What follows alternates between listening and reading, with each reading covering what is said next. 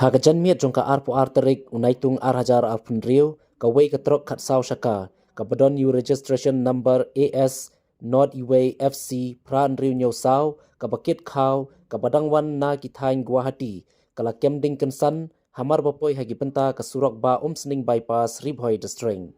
Habayo benikran badunongnya kate katrok ulayatu baudang wan na Guwahati batmu banlek penhap yu kau syakithain Jowai Jaintia Hills Henry hamar bayapoi haki benta ke surok ba bypass sning ulayu i ningkong ya ke jingmi ke tedam na ki benta ke engine hadien kata ula pensange no ya ke kali harut kate ke surok Henry hamar ba ulah hiar batmu banwat ya ke daw jong ke jingmi ke tedam ban kala kem ding kensan bagi telik ding ki bala klangstet kila yo ban pen ingkong jan march teng ke kali bat kumba march teng ukau la inglun hadin katu kat nepor Mario jingtim ki bor pulit penlip ding fire and emergency service kila poi hakate ke jaka bat kaba kila la bantem me ke jingklang jong kading haswa bakanyo ban bamdu ya ka kali barok ka wei la yethu ru bahagate ka kali la don tang unongnya marwei bat ka badon bok baka khlam don pat kanu ka jingja ka ba mensau ne ka jingja basngausi ya ka jing embryo.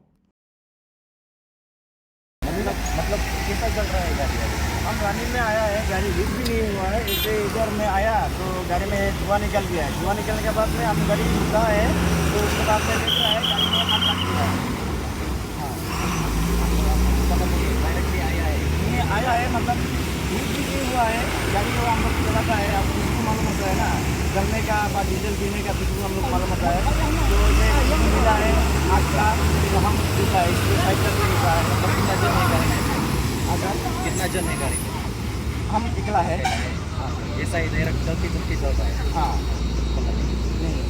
मतलब आग जलने के बाद में आग जलने के बाद में हम रुका है, गाड़ी में धुआं निकल गया और कुछ में मेरे को पता चल गया है तो गाड़ी में कुछ जल गया होगा तो नीचे उतर रहा है तो देख रहा हूँ पूरा नहीं हुआ, थोड़ा हुआ है तो होने के बाद में हम तो इधर साइड कर दिया, गाड़ी को साइड कर दिया, पूरा जल गया फिर उसका। हाँ, इसके बाद जल गया है। हाँ, क्या सामान चावल है जुआई के लिए, चावल है। हाँ सर, जुआई लेने के लिए। हाँ सर, मतलब अंदर का भी जल गया ना? क्या अंदर जो चावल है अंदर भी थोड़ा जला है। चावल के अच्छे है, नहीं क्या अच्छे है।